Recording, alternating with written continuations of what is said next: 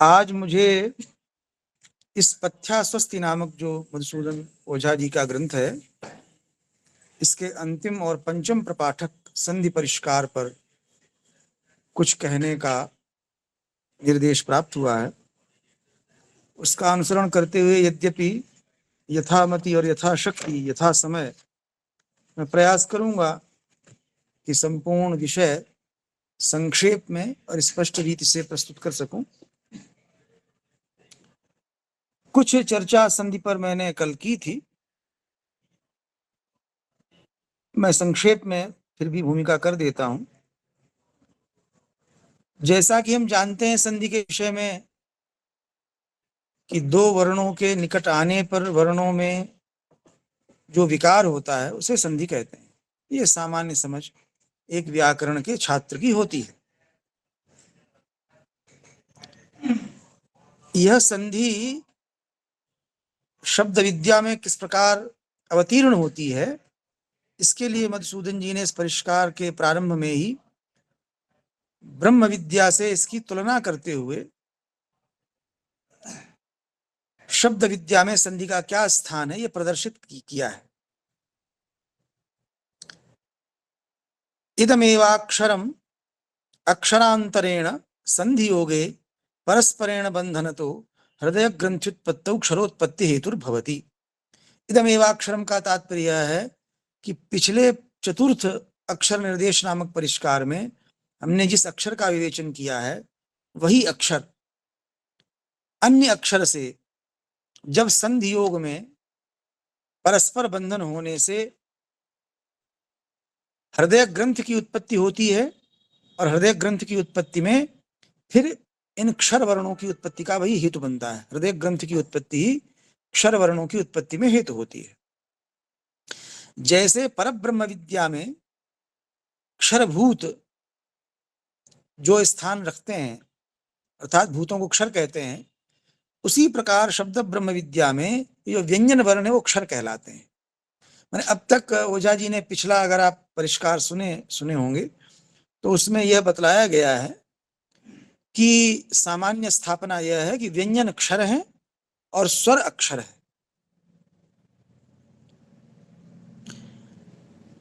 तो जैसे ब्रह्म विद्या में भूत सभी क्षर होते हैं, गीता में जो 15 अध्याय में संकेत किया है द्वाविमो पुरुषो लोके अक्षरश्चाक्षर एव च अक्षर सर्वाणि भूतानि, तो वही यहां लिखा परब्रह्म विद्यायाम क्षर भूतानि इव शब्द ब्रह्म विद्यायाम क्षरा व्यंजन वर्णाः। जैसे परब्रह्म विद्या में भूत क्षर कहे जाते हैं क्षर सर्वाणि भूतानि, वैसे ही शब्द ब्रह्म विद्या में व्यंजन वर्णों को क्षर कहा जाता है। अब व्यंजन को व्यंजन क्यों कहते हैं इसको समझाने के लिए अगली पंक्ति है इंद्रिय ग्राह्यैः क्षरैः अनिंद्रिय ग्राह्यो वाक् प्राणोऽभिव्यज्यते तस्मादेषां व्यंजनत्वम्। इंद्रिय ग्राह्य जो क्षर हैं इनके द्वारा अनिंद्रिय ग्राह्य वाक अथवा प्राण का व्यंजन होता है, इसलिए इनका व्यंजनत्व है। मैंने इन व्यंजनों के द्वारा वाक अथवा प्राण जो कि अनिंद्रिय ग्राह्य है उसका व्यंजन माने स्पष्टीकरण होता है, इसलिए इनका नाम व्यंजन है। तो इंद्रिय ग्राह्य ही तो व्यंजन का तात्पर्य हुआ कि व्यज्यते, वही लिखा वाक प्राणो भी व्यज्यते, व्यज्यते अनेन इति व्यंजनम। कहा व्यज्यते प्राण वा वाक वा, बिना प्राण के ध्वनि रूप वाक की उत्पत्ति नहीं हो सकती, इसलिए वाक कहें या प्राण कहें। अब निरूपक भेदात संधि त्रैविध्यम, ये जो संधि का वर्गीकरण है झा जी का, ये प्रायः अन्य स्थानों पर इस रूप में उपलब्ध नहीं होता। ये विशेषता है, ये नावीन्य है इनका। तत्रायं संधि योगः परब्रह्मणी व शब्द ब्रह्मण्यपि निरूपक भेदात द्विविधः। वहां पर यह जो संधि योग है वो जैसे परब्रह्म में दो प्रकार की संधि होती है, विभूति और योग, वैसे ही शब्द ब्रह्म में भी निरूपक भेद से संधि के दो प्रकार हैं, विभूति और योग। इनमें विभूति को छोड़ दिया, विभूति बताएंगे अभी। योग फिर से दो प्रकार का होता है। योग के दो भेद हैं, संश्लेष और संपरिश्वंग। अब पहले विभूति बतला रहे हैं। विभूति क्या है? विभूति में स्पष्ट रूप से कह रहे हैं, यत्र युक्तयोः एकम योगाय व्यापारवत् स्यात् बद्धं सत् परतंत्रं स्यात् अपरं तु निर्व्यापारम अबद्धं स्वतंत्रम अवतिष्ठते तत्र व्यापिनो व्याप्ये अनुग्रहो विभूति। जहां पर दो का योग होता है और एक वस्तु योग के लिए प्रयत्नशील होती है, व्यापार करती है और इसीलिए बंधी हुई परतंत्र होती है, और दूसरी बिना व्यापार के स्वतंत्र होती है। जो कोई काम नहीं करेगा स्वतंत्र रहेगा, जो कोई कार्य करेगा वो बंध जाएगा। तो जो व्यापार करता है योग के लिए वो बंधा हुआ परतंत्र होता है, जो व्यापार नहीं करता, निर्व्यापार स्थित रहता है, वो स्वतंत्र रहता है। इस प्रकार के इस योग में व्यापिनो व्याप्य अनुग्रहो विभूति, व्यापक का व्याप्य में जो अनुग्रह है वो विभूति होता है। तीन उदाहरण दिए, यथा अंभो लवणे वायौ व्योम मुखे दर्पणे यद्वत् विभवति तद्वद् विरजा भूतग्रामे व्यय परमः। जैसे जल लवण में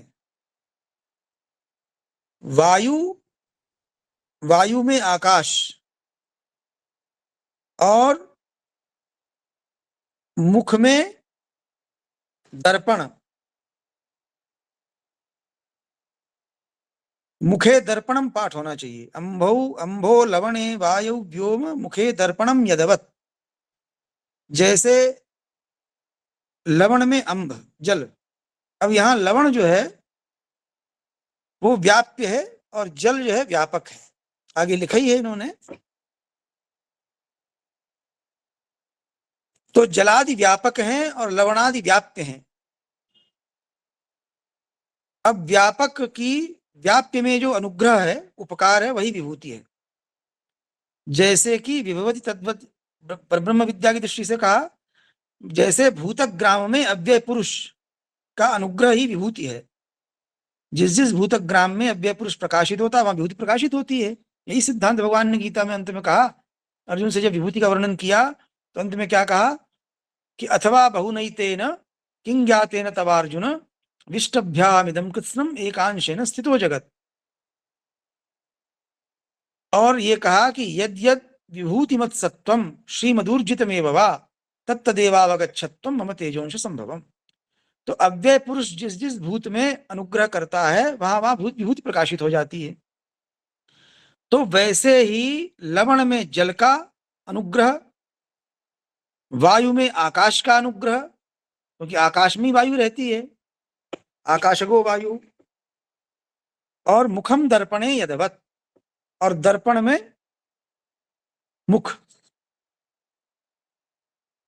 दर्पण की मुख में दर्पण, मुख में दर्पण का अनुग्रह ही विभूति है।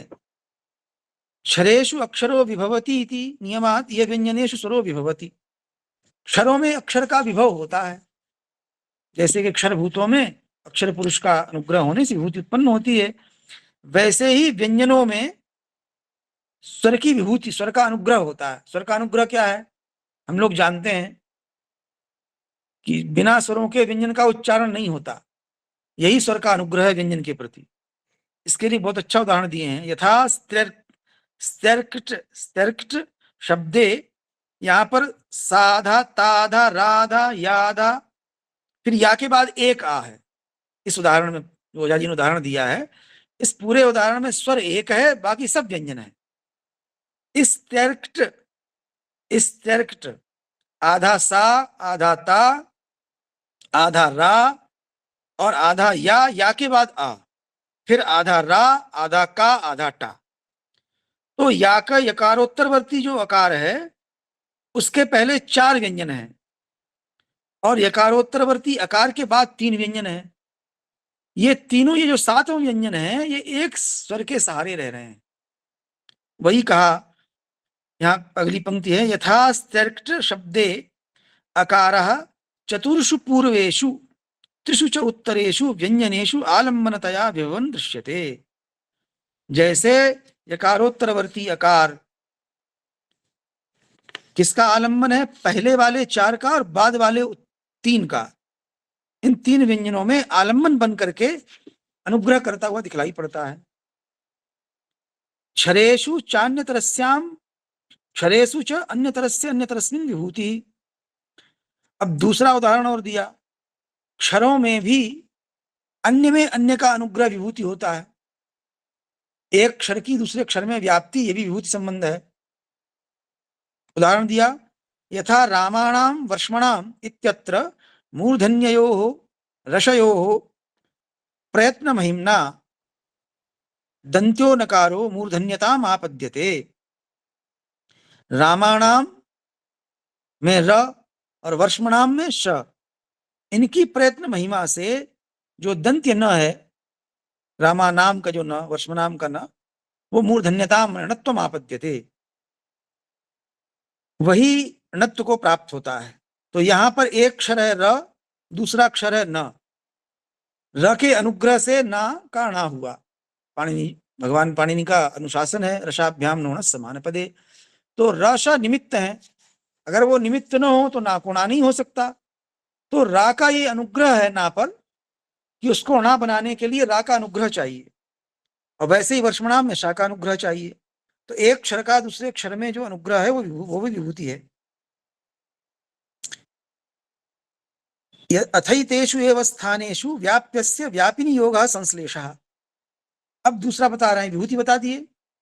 अब दूसरा उदाहरण था विभूति और योग, दो संधि के द्वैविध्य थे। अब इनमें विभूति बता दिए।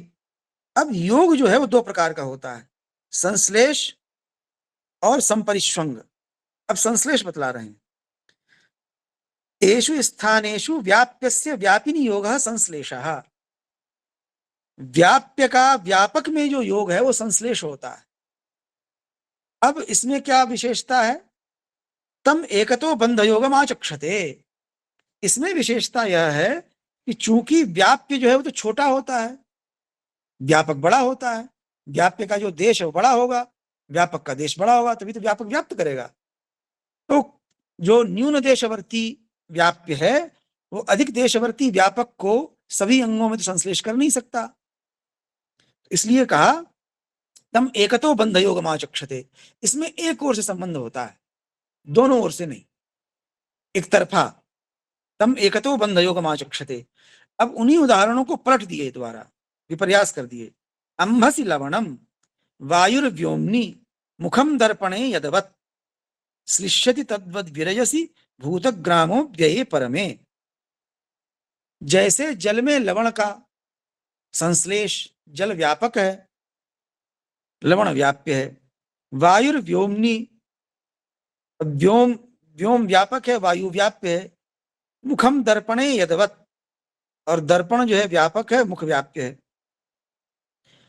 जैसे दर्पण में मुख, आकाश में वायु और जल में लवण का श्लेष होता है, वैसे ही जो विरजा अव्यय पुरुष है उस परम अव्यय पुरुष में भूतग्राम का संश्लेष होता है।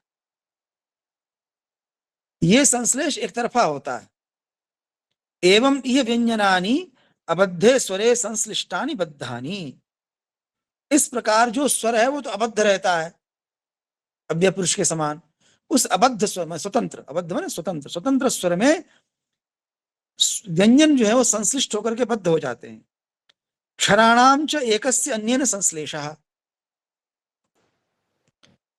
और इसी प्रकार क्षरों में जो एक का दूसरे के साथ संश्लेष होता है, वो संश्लेष कैसा होता है तो समझा रहे हैं। तत्र संश्लेषण द्रव्य योगात् एकस्य अन्येन बंधन मात्रम न तु अन्यस्मिन् अन्यस्य अनुप्रवेशः। संश्लेषण में दोनों द्रव्यों का एक दूसरे में अनुप्रवेश नहीं होता। फिर क्या होता है? एक का दूसरे से बंधन मात्र होता है। ऐसा नहीं होता है कि दोनों दूसरे में प्रवेश कर जाएं।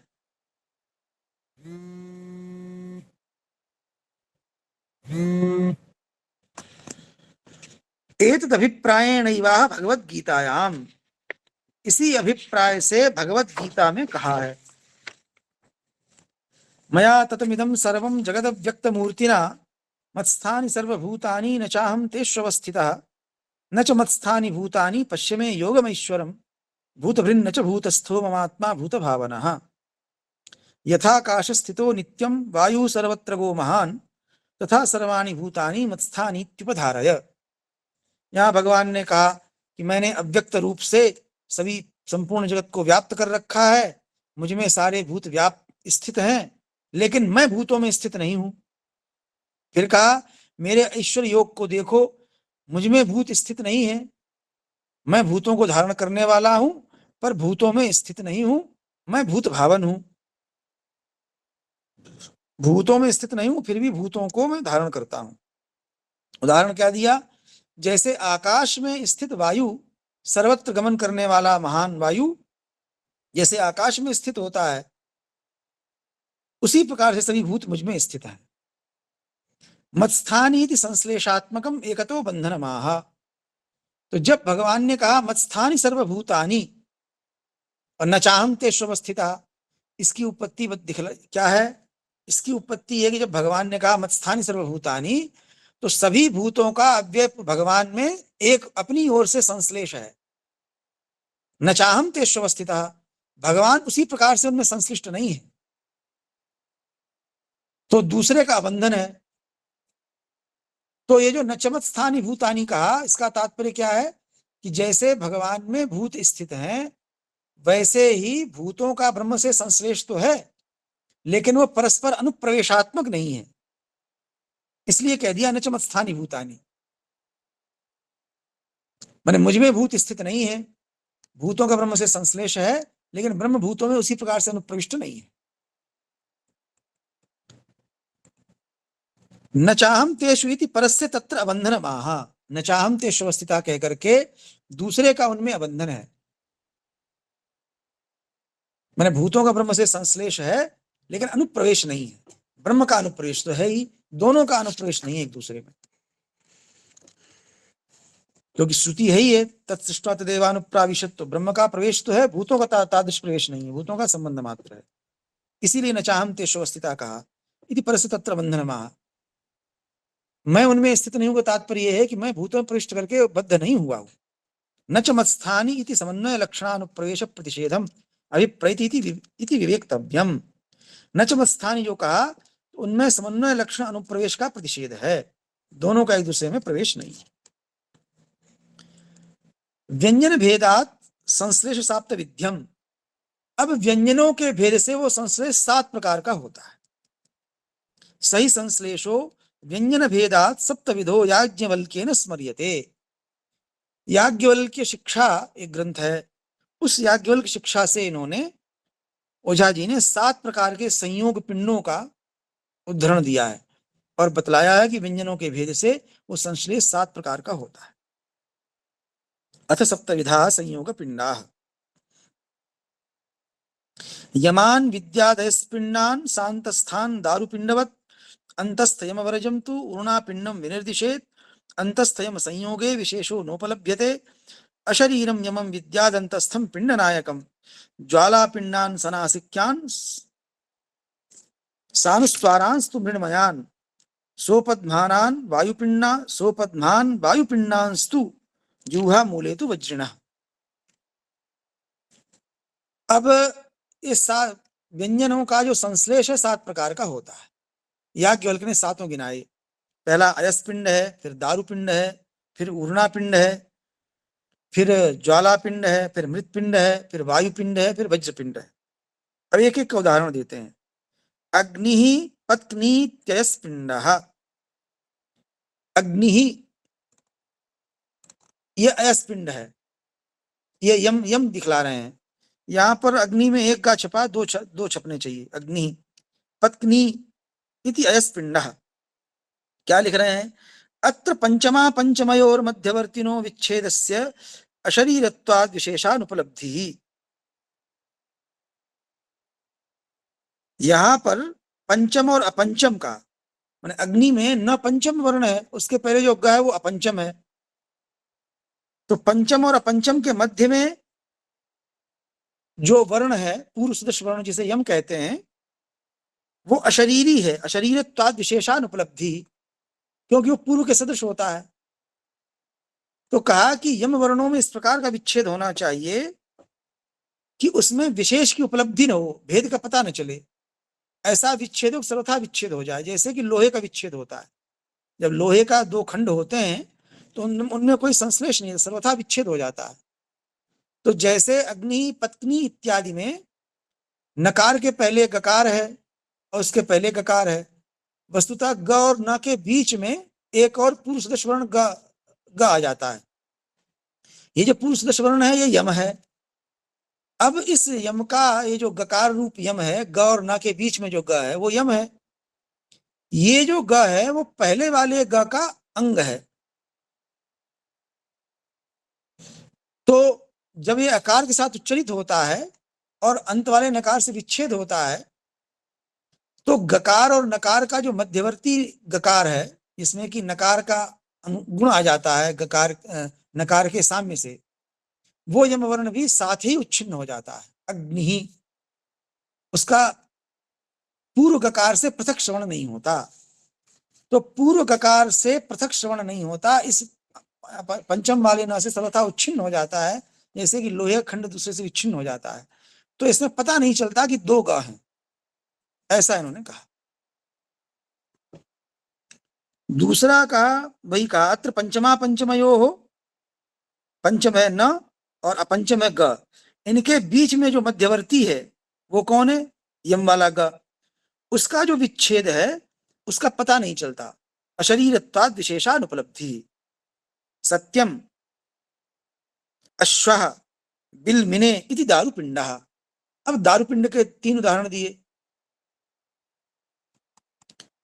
सत्यम, अश्वः, बिलमिने।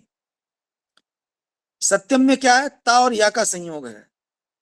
अत्र अंतस्था नाम, ये यम का उदाहरण नहीं, पहले वाला यम का उदाहरण था, अब सामान्य उदाहरण है। ता और या का संयोग है, अश्वा में श और वा का संयोग है, बिलमिने में ल और मा का संयोग है। ये दारुपिंड है। तो दारुपिंड में क्या कहा? अत्र अंतस्था नाम लघु प्रयत्न तरत्वात् आत्यंतिक सन्निकर्षेण पिंड नायकत्वात् विशेषानुपलब्धि। अंतस्थ वर्णों के साथ जो संयोग हो उसे दारुपिंड कहते हैं। याज्ञवल्क्य ने ऊपर कहा शांत स्थान दारु पिंडवत, शांत स्थान दारु पिंडवत। अंतस्थ के साथ व्यंजनों का जो संयोग है उसे दारुपिंड कहते हैं। तो इसमें जब लकड़ी हम दो तोड़ते हैं, लकड़ी का विच्छेद करते हैं, तो उसमें कुछ जो विच्छेद है वो थोड़ा शिथिल रहता है, माने वो लोहे के समान अलग अलग नहीं होता, कुछ रेशे जुड़े रह सकते हैं। तो वो इन्होंने कहा सत्यम में तकार यकार का विच्छेद, अश्व में श और वा का विच्छेद, और बिलबिने में ल और मा का विच्छेद। ये सर्वथा अयस्पिंड के समान सर्वथा विच्छेद नहीं होता। सत्यम, अश्वः, बिलमिने इत्यादि में जो तकार यकार शकार वकार लकार मकार का विच्छेद है वो शिथिल विच्छेद होता है, माने हल्का फुल्का संश्लेष बना रहता है। अब ऊर्णापिंड बतला रहे हैं। अंतस्थ यम वरजम तु ऊर्णापिंडम विनिर्दिशेत। अंतस्थ का उदाहरण ये हो गया, यम का उदाहरण पहले वाला था। इन दोनों को छोड़ करके जो संयोग होता है उसे ऊर्णापिंड कहते हैं। उदाहरण क्या दिया? अश्मन कृष्णः अस्मै इत्यूर्णापिंडः। माने ऊष्म वर्णों के साथ जो व्यंजनों का संयोग है वो ऊर्णापिंड है। इसमें अंतस्थ और यम वर्ण नहीं होते। अश्मन में श और म का, कृष्णा में श और ण का, और अस्मई में स और मा का संयोग है, इसे ऊर्णापिंड कहते हैं। माने ये और भी दारु की अपेक्षा और अधिक शिथिल अवयव वाला विच्छेद होता है।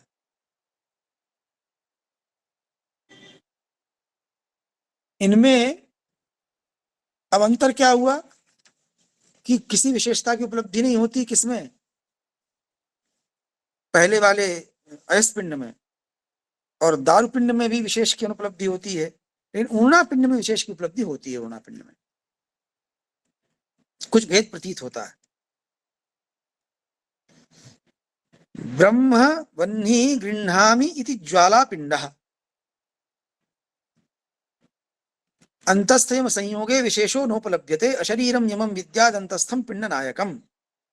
अंतस्थ और यम के अंतस्थ के साथ जो संयोग होता है, जो पहला अयस्पिंड था, जो यम संयोग है वो अयस्पिंड है, और अंतस्थ के साथ जो संयोग था वो ऊर्णापिंड था, दारुपिंड था। इन इन इन दोनों में विशेषता की उपलब्धि नहीं होती, क्योंकि यम अशरीरी होता है, अंतस्थ जो पिंड का नायक होता है, तो उसी की प्रधानता रहती है, अन्य की प्रधानता रहती नहीं। ज्वालापिंडान सनासिक्यान, ज्वालापिंड कहा कि जो नासिक की जो पंचम वर्ण है उनके साथ जो हकार का संयोग होता है वो ज्वालापिंड है। उदाहरण क्या दिया? ब्रह्म ब्रह्म वह्नि गृह्णामि। ब्रह्म में हकार का मकार है संयोग है, मकार पंचम नासिक के वर्ण है, और वह्नि में हकार का न पंचम वर्ण से संयोग है, गृह्णामि में हका ण से संयोग है। तो ये सनासिक के इनको ज्वालापिंड कहते हैं। इसको नासिक के वर्ण और अनुस्वार के साथ जो संयोग है हकार का, उसे कहते हैं ज्वालापिंड। तो इन्होंने उदाहरण तो दिया है इसका, मैंने नासिक के वर्ण का उदाहरण तो 3 दे दिए, वह्नि ब्रह्म गृह्णामि, और सानुस्वारांस्तु मृण्मयान, अनुस्वार के साथ जो होता है उसको मृण्मय पिंड कहते हैं। उसका उदाहरण क्या दिया? पहले वाला जो था वो नासिक के वर्ण के साथ था, सनासिक्यान। तो नासिक के ही 5 वर्ण है, कवर का यम गण न, और सानुस्वारांस्तु मृण्मयान, अनुस्वार के साथ जो अनुनासिक का संयोग होता है वो उसको मृण्मय पिंड कहते हैं। उदाहरण दिया इसका, संस्थाम संस्तुप सिंहसि इति मृत्पिंडः। संस्थाम ये अनुस्वार का संयोग है, संस्तुप और सिंहसि ये मृण्मय पिंड है। जैसे मिट्टी का पिंड होता है तो वैसा संयोग है ये। द्यौः पिता इति वायुपिंडः। अब हम जानते हैं कि अनुस्वार जो है वो जिह्वा मूल और पद्मानी के भेद से 2 प्रकार हो जाता है, कवर्ग और पवर के परे रहते। तो इन्होंने इसको 2 भागों में बांट दिया। जब विसर्ग बनता है वो पद्मानी है, उसके साथ अगर संयोग होता है तो वायुपिंड है, और जिह्वा मूल के साथ संयोग होता है तो वज्रपिंड है। द्यौः पिता इति वायुपिंडः उदाहरण दिया। द्यौः में जो विसर्ग है उसका कुप्पो कपौच से पवर के परे रहते उपध्मानी आदेश हो गया, तो इस उपध्मानी से बाद जो पवर्ग है, तो इस द्यौः पिता, तो ये प के पहले जो उष्म उपध्मानी है उसके उच्चारण में वायु की सी ध्वनि होती है, इसलिए वायुपिंड है द्यौः पिता। अर्ध विसर्ग सदृश इसका उच्चारण है।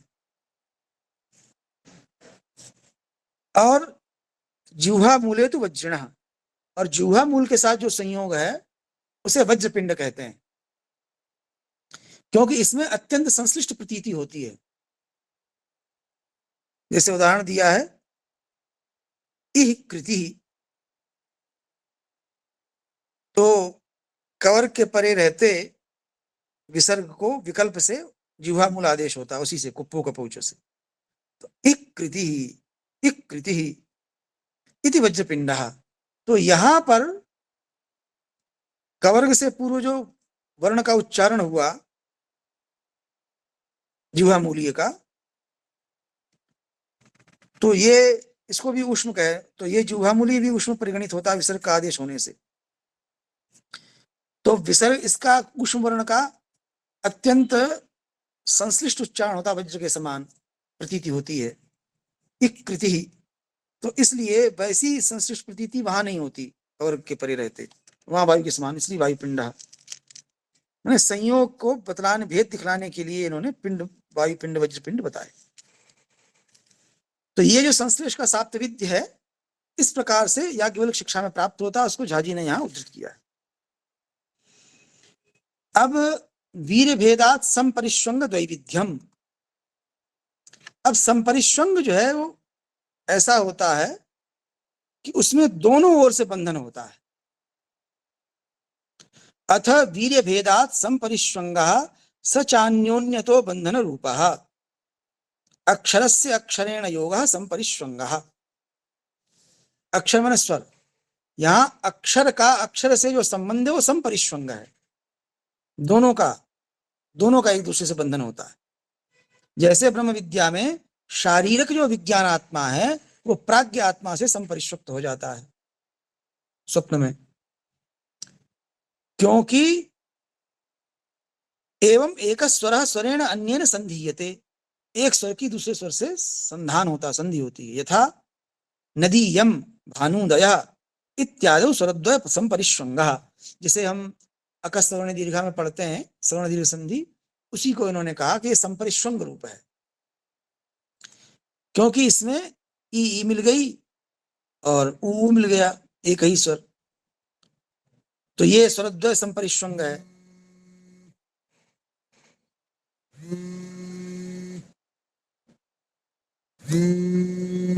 अब दूसरा उदाहरण दे रहे हैं, दिव्यस्ति दिक्षस्ति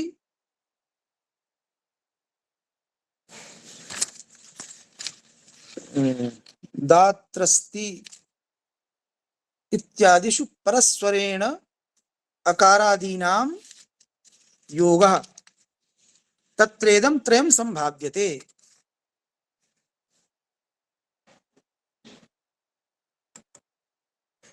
इनमें तीन स्थितियां हो सकती हैं। दिव्यस्ति में क्या हुआ, तो कह रहे हैं दम्भनेन समंचनम भवतीति इत्येकमात्रस्य अर्धमात्रत्वं निष्पद्यते।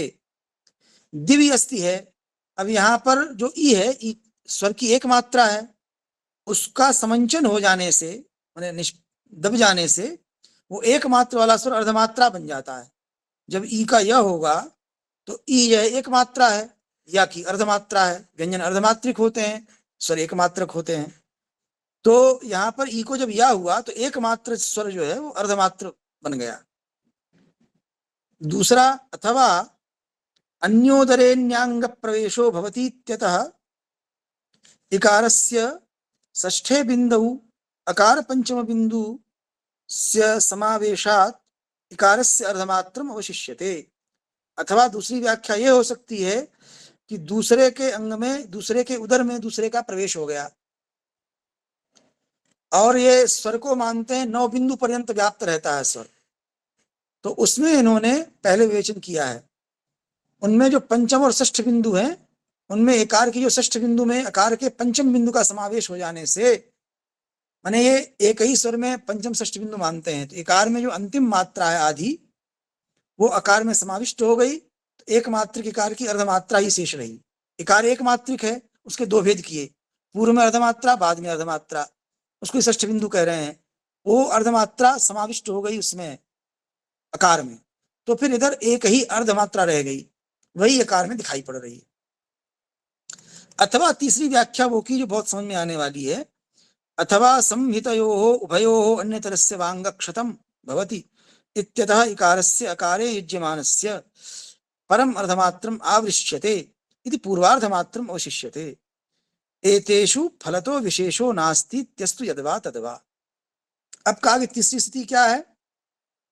तीसरी स्थिति यही है कि जब दोनों में संहिता हुई तो अन्य, उनमें से अन्यतर जो है उसका अंग क्षत हो गया, और इसलिए एकार जब आकार में युक्त हुआ तो उसकी आधी मात्रा जो है छिन्न हो गई, इसलिए पूर्वार्ध मात्र बचा। अब जिज्ञासु विद्यार्थी पूछेगा कि आपने 3 बता दिया, क्या माने? तो ओझा जी कह रहे हैं कि इनमें फल में कोई विशेषता तो है नहीं, तुमको जो मानना हो सो मान लो, तीनों संभावनाएं हैं। एतेषु फलतो विशेषो नास्ति इति अस्तु यद्वा तद्वा। इनमें फल की दृष्टि से कोई विशेषता नहीं है, इसलिए आपको जो मानना हो सो मान। फिर भी अब प्रश्न है कि ठीक है, आपने तीनों बता दिया, भगवान पाणिनि का पक्षपात किधर है? तो कहा कि भगवान पाणिनि को तो स्वर का संकोच ही अभिप्रेत है। समंचनम में संकोच।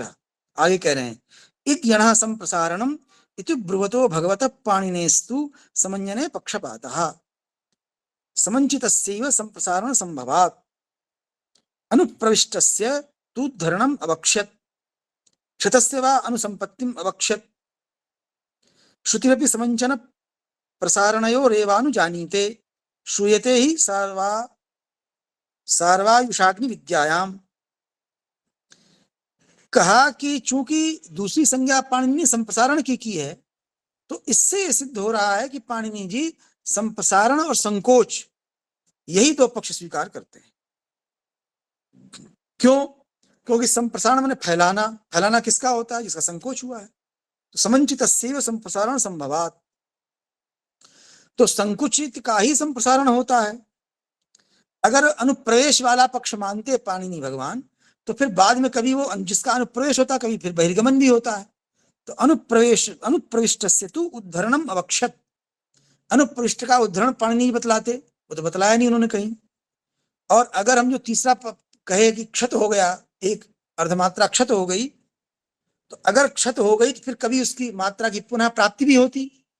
क्षतस्य वा अनुसंपत्तिम अवक्षत, वो बताया नहीं है। इसलिए भगवान पाणिनि का पक्षपात भी यही है कि इकार का संकोच हो गया, इसलिए अर्धमात्रा रह गई। जब संप्रसारण होता है तो वही फैल के फिर एक मात्रा हो जाती, या का ई हो जाता है। जब ई का या हुआ तो स्वर का संकोच हुआ। इकार एक मात्रिक है, या हुआ अर्धमात्रिक है, तो आधी मात्रा का संकोच हो गया। और जब यकार का इकार हुआ संप्रसारण में, तो यकार अर्धमात्रिक है, उसका ई हुआ एक मात्रिक, तो आधी मात्रा फिर फैल करके एक अर्धमात्रा का इकार, अर्धमात्रा का यकार, एक मात्रा का इकार बन गया। तो कहा कि भगवान पाणिनि का जो पक्ष है वो यही है कि स्वर का संकोच और विकास। तो इसलिए जो तत्रेदम त्रयम संभाव्यते में पहला पक्ष बतलाए थे, ये दंभनेन सम्मंचनम भवति इत्येकमात्रस्य अर्धमात्रत्वं निष्पद्यते, यही एक पक्ष जो है भगवान पाणिनि को अभिप्रेत है, ऐसा ओझा जी ने स्पष्ट किया। अब कह रहे हैं चलो ये तो हो गया, अब आप तो बहुत वैदिक विद्वान हैं, वेद के बारे में कुछ बताइए, वेद कुछ इस विषय में कहता है क्या? तो ओझा जी कहते हैं कि हाँ भाई, जो श्रुति है, श्रुतिरपि समंचन प्रसारणयोरेव अनुजानीते, श्रुति भी संकोच और प्रसारण की ही अनुमति देती है, ये कहा। उदाहरण कहां से दिया? कहा कि सार्वायुषाग्नि विद्या में, शतपथ ब्राह्मण का उदाहरण दिया इन्होंने। अथातः समंचन प्रसारणस्यैव पशुरेष यदग्निः यदा वै पशुरंगानि संचांचति प्रचसारयति अथ सतैर्वीर्यं करोति प्राणो वै समंचन प्रसारणं यस्मिन् वा अंगे प्राणो भवति तत्संचांचति प्रचसारयति इति। कहा कि समंचन और प्रसारण की ही महिमा है। ये जो अग्नि है, पशु अग्नि ही है। उदाहरण क्या दिया? पशु का अर्थ यहाँ जीव मात्र है। यदा वही पशुरंगानि संचांचति, जब कोई भी पशु, मनुष्य भी शामिल है उसमें, जब अंगों का संकोच करता है और फिर फैलाता है, इससे क्या होता है? इससे अंगों में बल का आधान होता है। देखिए, योग में भी जितने आसन हैं वो कुछ नहीं है, संकोच और प्रसारण ही है। प्राणायाम भी क्या है? संकुचित प्राण का प्रसार ही तो प्राणायाम है। और आसन आदि करते समय भी अंगों का संकोच होता है, एक स्थिति में, एक स्थिति में प्रसारण होता है। तो वही कहा कि जब पशु अंगों को संकुचित करता है और प्रसारित करता है, तो उससे वो बल का आधान करता है। अतः सतैर वीर्यं करोति। तो फिर अंत में क्या सिद्धांत बताया कि प्राणो वही समंचन प्रसारणम। ये समंचन प्रसारण होता क्यों है, संकोच प्रसार होता क्यों है? तो कहा कि प्राण है, प्राण के ही दो व्यापार हैं। कैसे जाना कि प्राण के दो व्यापार हैं? तो उत्तर दिया, यस्मिन् वा अंगे प्राणो भवति तत्संचंचति प्रचसारयति। जिस अंग में प्राण होता है उसी का हम संकोच करते हैं, उसी को प्रसारण करते हैं। जो अंग जड़ीभूत हो जाएगा उसमें न हम प्रसारण कर पाएंगे न संकोच। जैसे लकवा मार जाता है तो आप फिर उस अंग को न तो संकुचित कर सकते हैं न प्रसारित कर सकते हैं, क्योंकि वहां प्राण रहा नहीं, अथवा प्राण सुप्त हो गया, ये कहिए, उसमें तो प्राण नहीं है उसमें। तो जिस अंग में प्राण होता है उसी अंग को संकुचित करता है, प्रसारित करता है। इस श्रुति के आधार पर इन्होंने कहा कि श्रुति भी संकोच और प्रसारण की ही अनुमति देती है। एतेन परब्रह्मणीव शब्द ब्रह्मण्यपि वाक् प्राणस्य समंजन प्रसारणाभ्यामेव व्यंजन स्वर सिद्धिरवकल्पते। तो इन्होंने क्या कहा कि जैसे परब्रह्म में प्राण का संकोच प्रसार होता है और सारे भूतों में बल का आधान होता रहता है, उसी प्रकार शब्द ब्रह्म में भी वाक के संकोच और प्रसार से व्यंजन और स्वर की सिद्धि होती है। ये क्या संकोच प्रसार है? व्यंजन जब प्रसारित होता है तो वो बन जाता है स्वर, और जब स्वर संकुचित होता है तो बन जाता है व्यंजन। इसका सबसे अच्छा उदाहरण यही है यण संधि और संप्रसारण। यण संधि में क्या हो रहा है, जिसको इन्होंने यहाँ उदाहरण दिया, इकार का यह होता है तो ये स्वर का व्यंजन हो जाना है। इकार का यकार, उकार का वकार, रिकार का रकार, लिकार का लकार, ये स्वर का व्यंजन हो जाना है। तो ये क्या है? ये समंचन है, प्रसारण है। स्वर एक मात्रा वाला है, अर्ध मात्रा वाला व्यंजन बन गया, अर्ध आदि मात्रा का संकोच हो गया। प्रसारण क्या है? एक यणासम प्रसारणम, संज्ञा ही संप्रसारण है। या का ई हो गया, या रा ला वा, इनके स्थान पर इक होता है, एक यणासम प्रसारणम। य के स्थान पर ई, र के स्थान पर री, ल के स्थान पर ली, वा के स्थान पर उ, ये संप्रसारण है। और इसका विपरीत है वो यण संधि है। तो संप्रसारण में क्या हो रहा है? व्यंजन ही प्रसरित होकर के स्वर बन जाता है, अर्धमात्रिक व्यंजन एक मात्रिक स्वर बन जाता है। और जब संकोच होता है, दिव्यस्ति इत्यादि जो उदाहरण है उनमें इकार स्वर संकुचित होकर के अर्धमात्रा रूप व्यंजन बन जाता है। तो ये जो संकोच है ये दो स्वरों के संपरिश्वंग से ही होता है, ये कहा। तथा ही व्यंजनानां संप्रसारणात् स्वरत्वं संपद्यते, स्वराणां तु समंचनात् व्यंजनत्वं भाव्यते। व्यंजनों के संप्रसारण से स्वरत्व की प्राप्ति होती है और स्वरों के समंचन से व्यंजनत्व की प्राप्ति होती है। तच्चेदं समंचनम स्वरद्वय संपरिश्वंगादि योग विशेषादेव उपपद्यते। यह जो समंचन है दो स्वरों के संपरिश्वंग से ही, संपरिश्वंगादि जो योग विशेष है उसी से होता है। अब संपरिश्वंग का द्वैविध्य बतलाया, ये वीर भेदात, ये संप्रसारण और यण संधि को ये द्वैविध्य संपरिश्वंग का दो प्रकार बताए। अब योग भेदात संधि द्वैविध्यम, अब सन्निकर्ष के भेद से, योग के भेद से संधि दो प्रकार की होती है, ये बतलाया। अब यहां पर हम लोग संहिता तो जानते हैं, संक्रांति शब्द का प्रयोग इन्होंने किया, वो नया है। अथ सन्निकर्ष भेदात संधिर द्विविधा। अब सामीप्य के भेद से संधि दो प्रकार की होती है, संक्रांति संहिता च इति। तथा ही पूर्वोक्ता विभूति संश्लेष संपरिश्वंग लक्षणा त्रिविधा योगा शाब्दिक नये संधि शब्देन आख्यायन्ते। अथ तत्र विभूति रेखा व्यवायसः भवति सा संक्रांति, संश्लेष संपरिश्वंगौ तु शब्द विद्यायां संहिता नाम्ना आख्यायेते यथा कात्यायनः प्रातिशाख्ये। अब ये कह रहे हैं कि विभूति, पहले जो हम कहे आए हैं तीन प्रकार के योग, पहले ने दो प्रकार के योग बतलाए थे, विभूति और योग, उनमें योग के दो भेद किए थे, संश्लेष और संपरिश्वंग, तो तीन हो गए। विभूति संश्लेष संपरिश्वंग नाम के जो तीन योग हमने बतलाए थे, उन्हीं को शब्द विद्या में, शाब्दिकों के नय में संधि शब्द से कहा जाता है। अथ तत्र विभूति रेखा व्यवायसः भवति सा संक्रांति। अब उनमें जो विभूति होती है वो व्यवधान को सहन कर लेती है, मैंने उसमें वर्णांतर का व्यवधान हो जाता है, उसे हम संक्रांति कहते हैं। जो व्यवधान को सहले ऐसी विभूति संक्रांति। मैंने विभूति को ही संक्रांति से कह रहे हैं, संक्रांति नाम से। और वो संक्रांति कैसी है? वर्णांतर के विच्छेद से युक्त है। वहां वर्णांतर का व्यवधानम व्यवधानम सहते। और जिसे हम संहिता जानते हैं, परसन्निकर्ष संहिता, अतिशय सामीप्य, उसको इन्होंने यहां दो शब्दों से कहा, संश्लेष और संपरिष्वंग। संश्लेष संपरिष्वंगौ तु शब्द विद्यायाम संहिता नामना आख्यायेते। इसके उदाहरण के लिए ये कात्यायन का शुक्ल यजु प्रातिशाख्य से वचन उद्धृत किए हैं।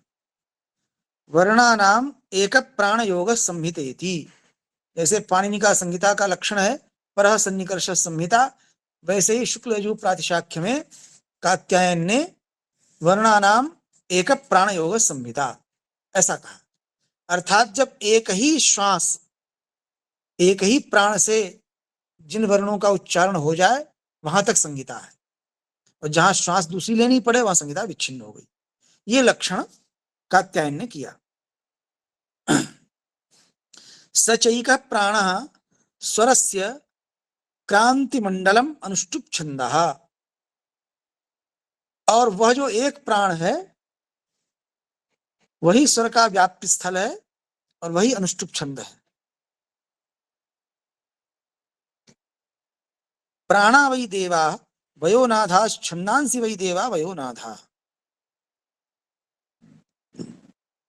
प्राण विशेष ही जब प्राण इति श्रुते प्राण विशेषस्यैव अवच्छेदकतायां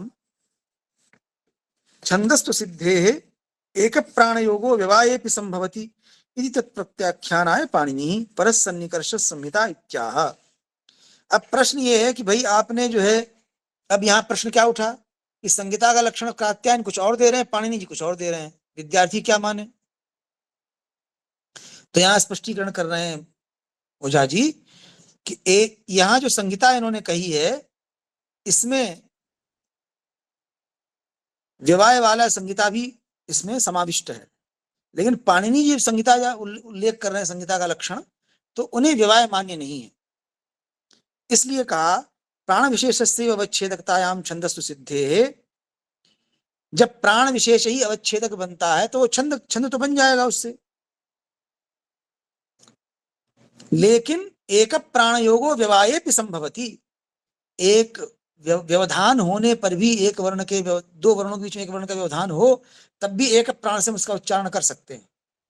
तो एक प्राण योगो व्यवायेपि संभवति, तो अगर उसको संहिता मानेंगे तो वो पाणिनि जी को मान्य नहीं है। तत्प्रत्याख्यानाय पाणिनि परसन्निकर्ष संहिता इत्याह। इसीलिए पाणिनि ने पर शब्द को जोड़ा।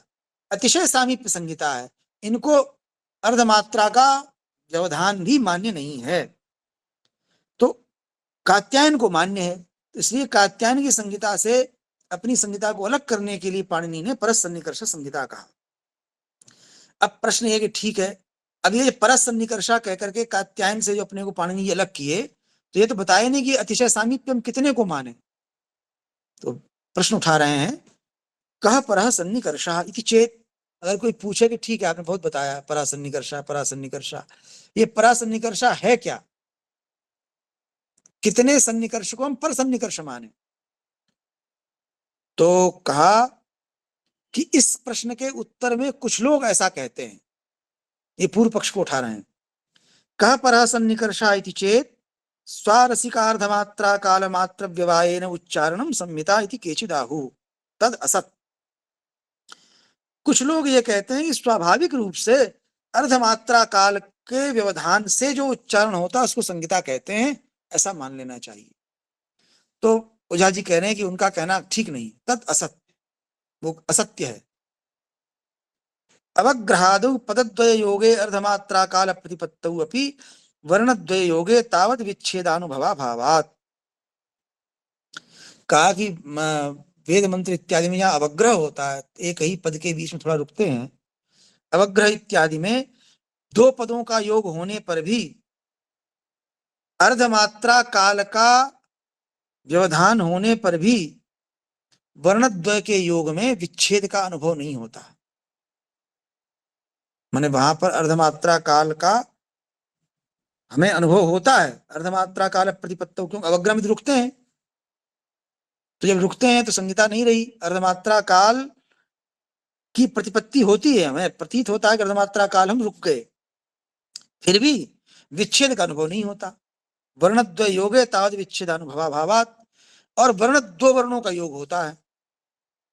तस्माद अर्धमात्रा तोपि अल्पकालोवकाश संहिता, इसलिए अर्धमात्रा से भी कम काल का जो अवकाश है वो संहिता है। द्वयोर वर्णयो वर्णांतरेण अविच्छेद संहिता, इसलिए अब अंत में सिद्धांत बता दिए कि पाणिनि जी का जो संहिता है उसकी व्याख्या कर रहे हैं ओझा जी कि दोनों दो वर्णों के बीच में एक वर्ण कभी आ न जाए, वो संहिता है। द्वयो वर्णयो वर्णांतरेण अविच्छेद संहिता। वर्णांतरांतरितयोस्तु वर्णयो सन्निकर्ष संक्रांति, जब दो वर्ण निकट आए लेकिन उनके वर्ण में एक वर्ण बीच में आ जाए तो उसे संक्रांति कहेंगे। वर्णांतरांतरितयो, अन्य वर्ण से अंतरित व्यवहित जो दो वर्ण है उनका जो सामीप्य वो संक्रांति कहलाती है। सोयम संक्रांति संहिता भेदा द्विधा संधि व्याख्याता, इसलिए संक्रांति और संहिता के भेद से दो प्रकार की संधि होती है, ये हमने व्याख्या कर दी।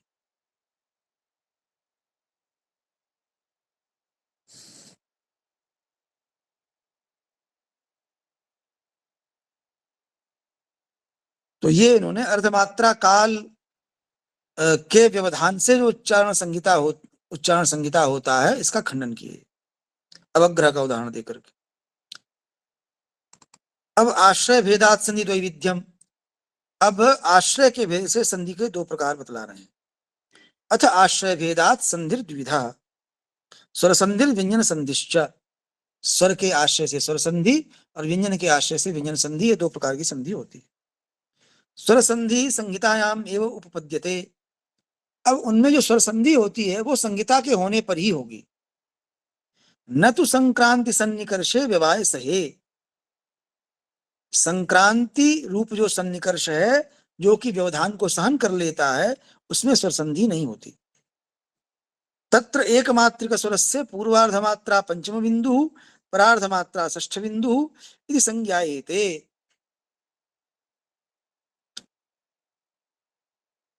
ये एकमात्रिक जहां स्वर होता है उसमें पूर्वार्ध की जो पहली वाली अर्धमात्रा है उसका पंचम बिंदु और परार्ध मात्रा का षष्ठ बिंदु, ये संपूर्ण स्वर को 9 बिंदु तक व्याप्ति बतलाए हैं पीछे, तो उनमें एक मात्रिक स्वर में पंचम और षष्ठ बिंदु की स्थिति है।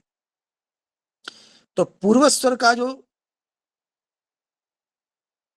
आदि मात्रा वाला पंचम बिंदु है वो परार्ध मात्रा षष्ठ बिंदु में जब प्राप्त हो जाती है वही अक्षरों की संहिता है। तथा च पूर्व स्वर षष्ठ बिंदु हो प्रत्यय स्वर पंचम बिंदुत्वापत्ति अक्षरो संहिता, पंचम बिंदु रूप जो अर्धमात्रा स्वर का पूर्वार्ध है और षष्ठ बिंदु रूप जो उत्तरार्ध है उन दोनों से स्वर का रूप निष्पन्न होता है। वहां पर पूर्व स्वर का जो षष्ठ बिंदु है वो परस्वर का पंचम बिंदु बन जाता है। प्रत्यय स्वर न होकर परस्वर पाठ होना चाहिए यहाँ। तथा च पूर्व स्वर षष्ठ बिंदु हो परस्वर पंचम बिंदुत्वापत्ति अक्षरो संहिता, सस्वर संधि अन्याक्षर निगृहीत व्यंजनानाम अन्याक्षरेण निग्रहणम व्यंजन संधि। अब व्यंजन संधि क्या है? अन्य अक्षर से पकड़े गए व्यंजन का अन्य अक्षर से पकड़ा जाना, ये व्यंजन संधि है।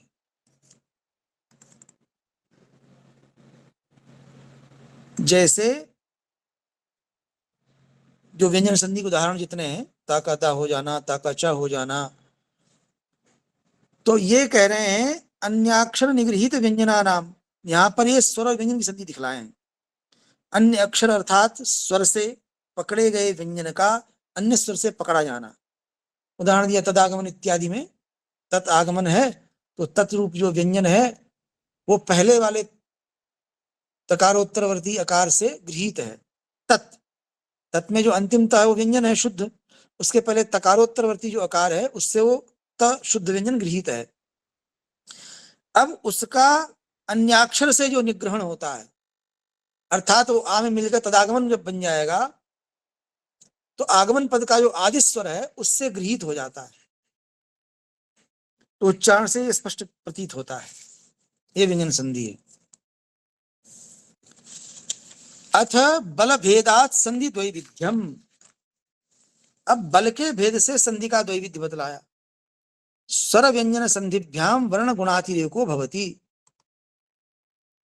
अब स्वर और व्यंजन संधि में क्या होता है, वर्ण के गुणों का अतिरेक हो जाता है। अतिरेक क्या है, तो अतिरेक समझाया, अन्यथा सतोन्यथा भावोतिरेकः, जो अन्य प्रकार का हो और अन्य प्रकार का हो जाए वो है अतिरेक। वर्णोपादान भूते वायु वर्ण स्वरूप विशेषोत्पत्त्यनुकूलम बलम वर्ण गुणः। वर्ण का उपादान कारण वायु, माने उच्चारण जब हम करते हैं तो वायु ही तो वर्ण बनती है, ध्वनि। तो वर्ण का उपादान कारण जो वर्ण वायु है, उसमें वर्ण का स्वरूप और विशेष जिससे उत्पन्न होता है उस बल को ही वर्ण का गुण कहते हैं। वो बल दो प्रकार का है, आरंभक और विशेषक। तो वर्ण स्वरूप की उत्पत्ति में जो बल लगाया जाता है, जिससे वर्ण स्वरूप की उत्पत्ति होती है, वो आरंभक बल है। तत्पंचधा, माने जिससे वर्ण का आरंभ होता है वो आरंभक बल। वो 5 प्रकार का होता है, स्वरोपधायकम, अंगोपधायकम, स्पर्शोपधायकम, स्थानोपधायकम, नादोपधायकं चेति। स्वर का उपधान करने वाला, अंग का उपधान करने वाला, स्पर्श का उपधान करने वाला और स्थान को उपधान करने वाला और नाद को उपधान करने वाला। स्वरोपधानात्, स्वरोपधान का उदाहरण दिया, जैसे एक ही अ उदात्त अनुदात्त स्वरित के भेद से 3 प्रकार का बन जाता है। तो यहाँ स्वर का तात्पर्य है उदात्त अनुदात्त स्वरित। उदात्त अनुदात्त स्वरित रूप जो 3 प्रकार का आकार त्रैविध्य है वो स्वर के उपधान से होता है। मैंने आकार 3 प्रकार का हुआ, उदात्त अनुदात्त स्वरित। तो ये त्रैविध्य कहाँ से आया, स्वर के कारण। तो उदात्तादि स्वर के उपधान करने से जो त्रैविध्य है वो स्वर के उपधान से, उसका उदाहरण है। अंगोपधानात्, अब जो ह्रस्व दीर्घ प्लुत जो भेद है वो अंग के उपधान से है।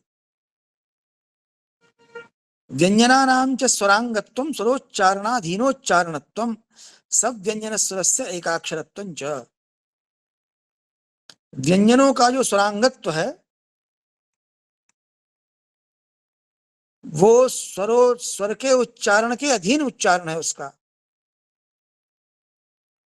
तो व्यंजन जो है स्वर के अंग है। तो अंगोपधान से क्या होता है कि व्यंजन से युक्त स्वर जो है वो भी स्वर बन जाता है, उसका एकाक्षरत्व है। स्पर्शोपधानात् अ ङ क इत्यादि धारा, स्पर्श के उपधान से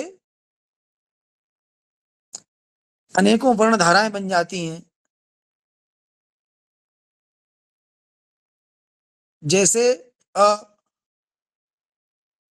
जो अस्पृष्ट है, फिर एक कौन सा है जो एस, एस की आकृति लिखी, जो हम पूर्व रूप संधि में हम विलुप्त आ के लिए स्मारक चिन्ह लगाते हैं, उसको लिखा। फिर जो तीसरा है वो दुष्पृष्ट है।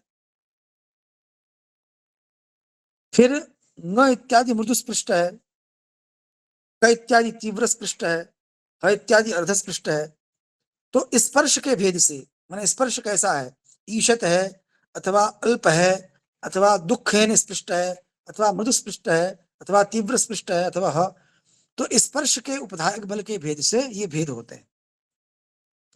स्थानोपधानात् अ इ उ रि ऋ इत्यादि धारा, और स्थान के भेद से जैसे अ कंठ है, ई तालव्य है, उ ओष्ठ है, री मूर्धन्य है, ली दंत्य है।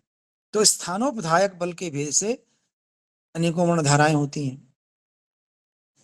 नादोपधायक बल क्या है, उपांशु वाग रूपायाम मध्यमायाम वाची नादोपधानात् ध्वनि प्रसंगात् वैखरी वाग प्रवर्तते। हम मन ही मन जो सोचते हैं वो उपांशु वाक, जिसमें ध्वनि नहीं होती। तो उपांशु वाक रूप जो मध्यमा वाक है वो नाद के कारण ही वैखरी बनती है। नाद का संयोग अगर न हो, नादोपधायक बल न हो, तो वैखरी न बने। तो स्पष्ट ही है। अथैतेष्वेव पंचसु बलेषु विनियुक्तम बलम विशेषकम। ये जो 5 प्रकार के ऊपर बल बताए, इन्हीं में विशेषक बल लगता है, अर्थात वह बल जो विशेषता उत्पन्न करता है। ये विशेषक बल भी 5 प्रकार का है। उपजनकम, उपघातकम, विक्षेपकम, विशेषाधायकम, निरोधकम च इति। प्रयत्नोपजनात् वर्णागमः। अभी उपजनक बल क्या है? जहां पर प्रयत्न को उत्पन्न करने वाला बल लगता है, उसके कारण वर्णागम होता है। ये उपजनक क्यों है? क्योंकि वर्ण की एक नया वर्ण की उत्पत्ति होती है। उपघातक क्या है? जिसमें वर्ण लोप होता है, एक वर्ण का लोप हो जाता है, इसलिए उपघातक कहा इसको। प्रयत्नोपघातात् वर्ण लोपः। जब वर्ण लुप्त हो जाएगा तो वर्ण के उच्चारण में जो प्रयत्न है उसका भी उपघात हो जाएगा, तो इसलिए ये उपघातक बल है। प्रयत्न विश्लेषात् वर्ण विपर्ययः। और प्रयत्न विक्षेपक जो बल है, इससे वर्ण विपर्यय होता है, जैसे हिंस, सिंह इत्यादि बन जाता है। बताएंगे आगे चल के विस्तार से। विशेषाधानात् वर्णादेशः। और जो विशेषाधायक बल है, उससे वर्ण का आदेश होता है, जैसे ता का दा हो जाना, ता का चा हो जाना, ये सब। निरोधक क्या है? एषाम चतुर्णाम निरोधात् प्रगृह्यत्वम्। निरोधक बल से क्या होता है कि प्रगृह्यता आती है। ये प्रगृह्यता क्या है? जहां कोई विकार न हो। तच्च विकार प्रतिबंधात् प्रकृति भावः स्वरूपेणावस्थानम। जो संधियों में प्रकृति भाव पढ़ते हैं, जहां पर कोई विकार नहीं होता, तो विकार के प्रतिबंध होने से प्रकृति भाव होता है। इत्थंच आरंभक बले विशेषक बल तारतम्यानुरोधात् व्यवेतस्य अव्यवेतस्य वा बलवतो व्यंजनस्य गुणैः प्रतिबाधिता दुर्बलस्य गुणा निवर्तन्ते। इस प्रकार कहा कि आरंभक बल में विशेषक बल के तारतम्य से क्या होता है? या तो दूसरे वर्ण का विच्छेद होता है, व्यवेतस्य अथवा अव्यवेतस्य, अथवा अविच्छेद होता है। तो जो बलवान व्यंजन होता है, वो दुर्बल व्यंजन के गुणों को हटा देता है। यही तो संधि है। ता के स्थान पे चा हो गया, ता को हटा के चा आ गया। तो वही कह रहे हैं कि बलवतो व्यंजन से गुण ही प्रतिबाधिता दुर्बल से गुणा निवर्तन्ते। बलवान व्यंजन के गुण से बाधित होकर के दुर्बल के गुण निवृत्त हो जाते हैं। आक्रमणाश्च बलवत गुणा स्थानम लभन्ते। और आक्रमण करते हुए जो आक्रामक बलवान व्यंजन है, वो स्थान को प्राप्त करते हैं। तेन इतानि पंचविधानि संधि फलानि जायन्ते। इस आरंभक बल में विशेषक बल के तारतम्य के अनुरोध से जो 5 प्रकार के आरंभक बल, 5 प्रकार के विशेषक बल, इनसे फल भी 5 प्रकार के होते हैं। तेन एतानि पंचविधानि संधि फलानि जायन्ते। इस आरंभक और विशेषक बल के तारतम्य से 5 प्रकार के संधि फल होते हैं, जैसा कि कहा गया है। वर्णागमो वर्ण विपर्ययस्तल्लोपस्तदादेश इमे विकाराः स्थिति प्रकृत्येति च पंच संधे फलानि वर्णद्वय सन्निकर्षे। 2 वर्णों के सन्निकर्ष में ये 5 प्रकार के विकार उत्पन्न होते हैं। अब बीच बीच में कुछ दर्शन की बात भी कहते रहते हैं। आगमो यथा संयोग विभाग शब्देभ्यः शब्दोत्पत्तिमाह महर्षि कणादः। महर्षि कणाद ने शब्द माने ध्वनि, ध्वनि की उत्पत्ति 2 प्रकार से कही है, 3 प्रकार से कही। संयोग विभाग शब्देभ्यः, संयोग से संधि होती है, या विभाग से होती है, या शब्द से शब्द की उत्पत्ति होती है, जो प्रतिध्वनि इत्यादि होती है। ये 3 प्रकार की उत्पत्ति भगवान कणाद ने बताई है। संयोग विभाग शब्देभ्यः शब्दोत्पत्तिमाह महर्षि कणादः। तथा च स्वर पूर्वो नासिक्येतर स्पर्शः पदान्तः अवसाने अपदान्तश्च व्यंजन प्रत्यये पूर्वस्वरेण आक्रांतो भवति तत्र पूर्वस्वरोभिक्रमते। स्वर के बाद में, माने स्वर है पूर्व में जिसके, अर्थात स्वर के बाद में। स्वर पूर्व यस्य सस्वर पूर्वः, स्वर है पूर्व में जिसके, अर्थात स्वर के बाद में कोई स्पर्श वर्ण हो जो नासिक्य न हो, और पद के अंत में हो, और व्यंजन से अगर पूर्व हो तो अपदांत स्पर्श वर्ण जो है वो पूर्व स्वर से आक्रांत हो जाता है। तेन बलवत् संयोगज वर्ण सदृशा प्रतिध्वनि रूपो विभागजो वर्ण प्रादुर्भवति सक्रमजो नामोपजनः परांगम स्यात्। बलवत् बलवान संयोग से उत्पन्न जो वर्ण है उसके समान प्रतिध्वनि रूप जो विभागज वर्ण है वो उत्पन्न होता है। ये क्रमज नाम का उपजन है। ये परांग होता है, दूसरे का अंग बनता है, पूर्व स्वर से निगृहित हो जाता है तो उसी का अंग बन जाता है।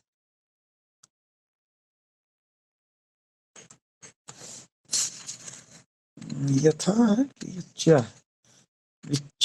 विच्छेद्योच्चारण हेतुभूतम पूर्व स्वर निग्रहणम क्रमणम। क्रमणम बतला रहे हैं क्या है? विच्छेद का उच्चारण हेतुभूत पूर्व स्वर के द्वारा निग्रह कर लेना, यही क्रमण है। रामात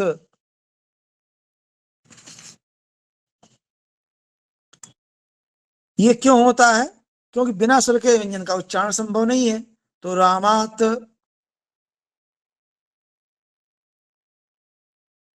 तो यहां पर मां के आकार के बाद तकार वर्ण की उत्पत्ति हुई। आत्मा यहां दोता हो गए, वत्सः यहां भी दोता हो गए। ये वही अनचिचा के उदाहरण बन रहे हैं। आत्मा सत्यम यहां दोता हो गए, शाक्ता आतनचमी, सज्जा। तो यहां पर पूर्व स्वर से जो ग्रहण है वो इसलिए ग्रहण है क्योंकि रामात इत्यादि में जो अंतिमता है वो तो बिना स्वर के उच्चरित हो नहीं सकता, तो इसलिए वो पूर्व स्वर से आक्रांत हो जाता है। इनमें अवसान का जो पहले उदाहरण दिए थे ना, स्वर पूर्वो नासिक के तरह स्पर्शा पदांतो अवसाने, इसका उदाहरण है रामात। इसमें जो नासिक्येतर स्पर्श है वो त है, उसके पहले स्वर पूर्व में है, अवसान में पदांत है वो, तो पूर्व स्वर से आक्रांत हो जाता है। अर्थात रामात में जो अंत में त है वो मां के बाद जो अ है वो पूर्व स्वर है, उससे आक्रांत होकर ही उच्चरित होता है।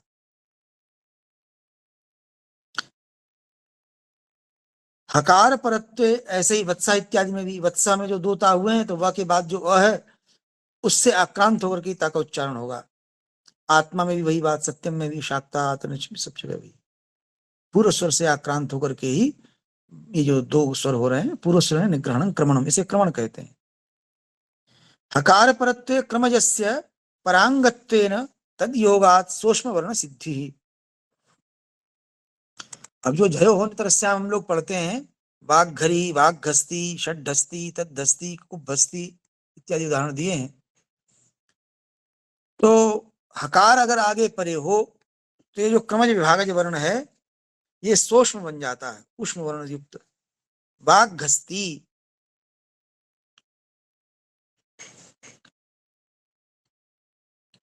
परांगत्वेन तद योगात सूक्ष्म वर्ण सिद्धि, परांग होता है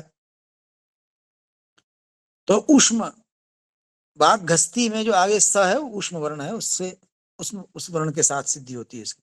वाग्घस्ती, षड्ढस्ती, तद्धस्ती, ककुब्भस्ती। यहाँ हा का घा हो गया वाग्घस्ती में, षड्ढस्ती में हा का ढा हो गया, तद्धस्ती में हा का धा हो गया, और ककुब्भस्ती में हा का भा हो गया। ये सब आगम के उदाहरण है, ये वर्णागम में रखा है। तो यहां पर जो परांग बन जा रहा है तो सूक्ष्म वर्ण की सिद्धि हो जाती है।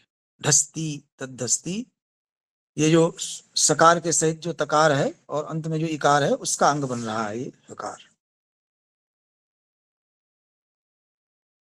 गणनानाम तु ह्रस्व स्वर पूर्वाणाम स्वरोदयत्वे सह उपजना परांगम प्रत्यंगात्मा सुगन्नीशा सन्नच्युता। ये जो गमो ह्रस्वादेश गमो नित्यम हम पढ़ते हैं जिसमें आगे ह्रस्व स्वर परे हो और इधर न परे हो तो एक और ङ का आगम हो जाता है।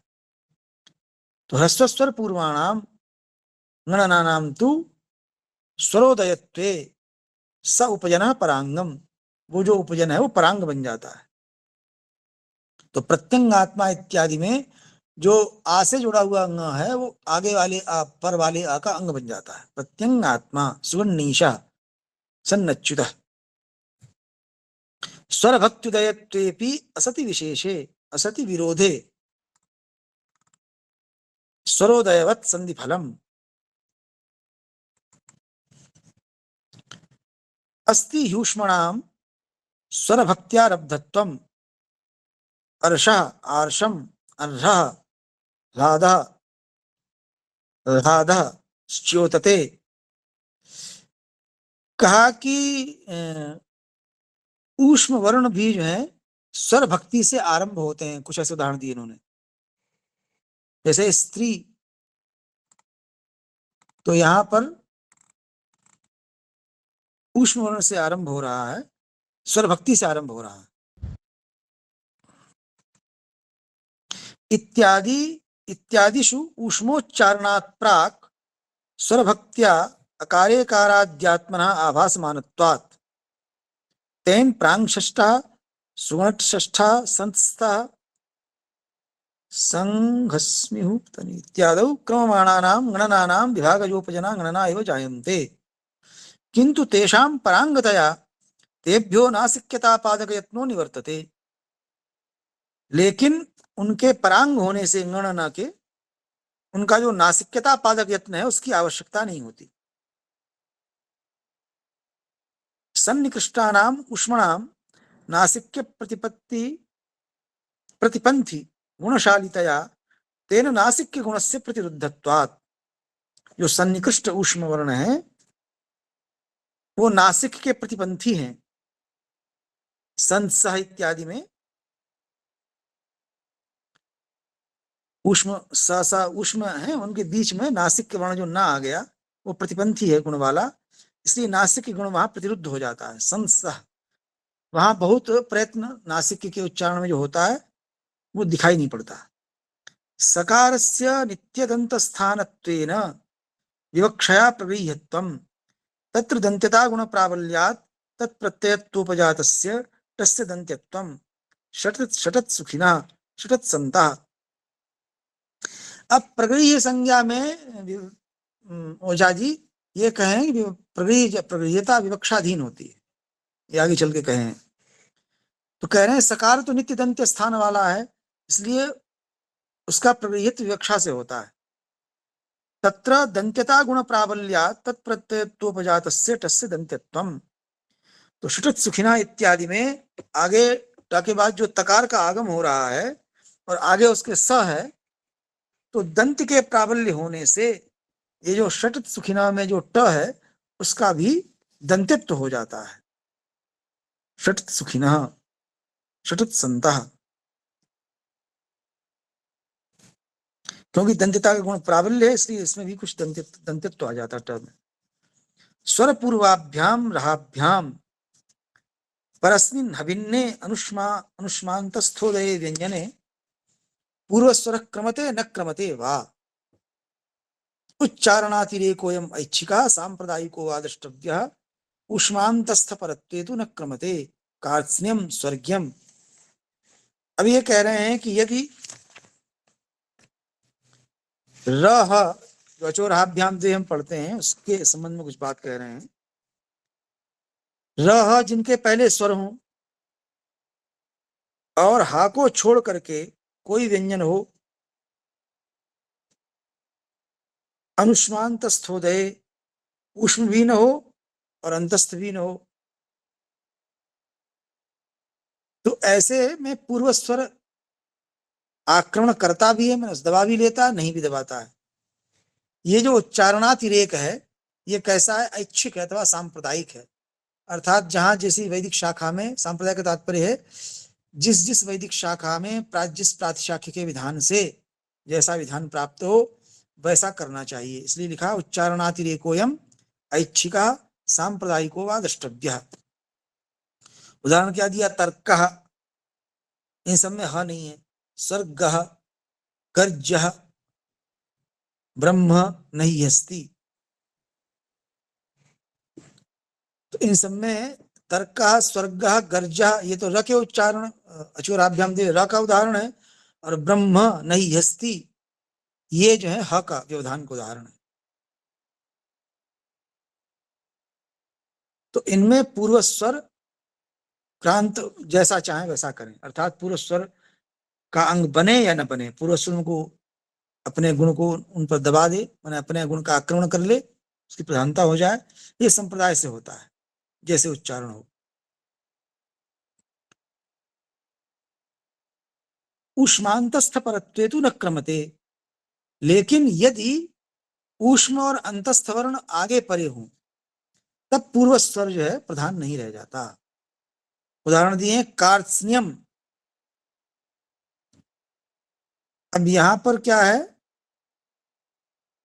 अंतस्थ जो है र तो अचोराभ्याम जैसे रा को तो हम मानेंगे व्यवधायक मानेंगे, उसके बाद ता है कार्त्स्न्यम में, र है, रा के बाद ता है, सा है, ना है, यह है। तो यहां पर जो पूर्व वर्ण है उसकी प्रधानता नहीं रहती। कार्त्स्न्यम, स्वर्ग्यम, तो यहां पर कहा उष्मांतस्थ परत्वे तु न क्रमते, कार्त्स्न्यम स्वर्गम इत्यादि में, स्वर्ग्यम में वहां पर क्रमज या विभागज व्यंजन उत्पन्न नहीं होता। तो इसलिए यहां पर ऐसे उदाहरणों में द्वित्व की प्रतीति नहीं होती, कहीं भी इस शाखा में द्वित्व उच्चरित नहीं होता, क्योंकि यहाँ वैसे ही रा, ता, सा, ना या इतने व्यंजन ऐसे इकट्ठे हो गए, द्वित्व कैसे होगा, इतना होता नहीं। इससे उष्मांतस्थ परत्वे तु न क्रमते, तो उन्होंने रखा है नियम। तो इस प्रकार से इन्होंने बहुत इसमें है आगे, मैं समझता हूं कि इसमें पूरा करना तो संभव नहीं है, फिर भी अब इन्होंने आगे वर्ण लोप में